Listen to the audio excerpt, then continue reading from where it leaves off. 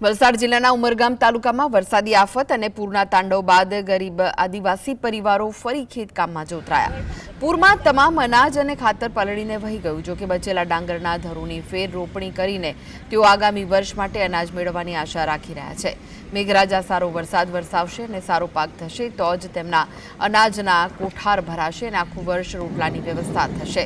આદિવાસી પરિવારો ભગવાન અને વરુણદેવના ભરોસે પોતાની આજીવિકા બચાવવા માટે ફરી એકવાર પરસેવો પાડી રહ્યા છે। अधिक महीनो गयो डबल जेट होता पण ते छतां वरसाद ना पड़वाने एम करीने अमे ते छतां वाव्युं पण वरसाद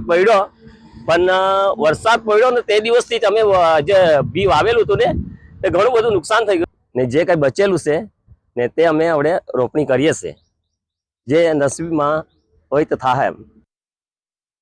वलसाड जिल्लाना उमरगाम तालुकामां जे प्रकार एक पाणीना पूर आव्या, वरसादी आफत आवी, एनी अंदर मोटा भागना जे घरोने नुकसान थयुं अने त्यारबाद हवे जे छे ते डांगरनी खेती।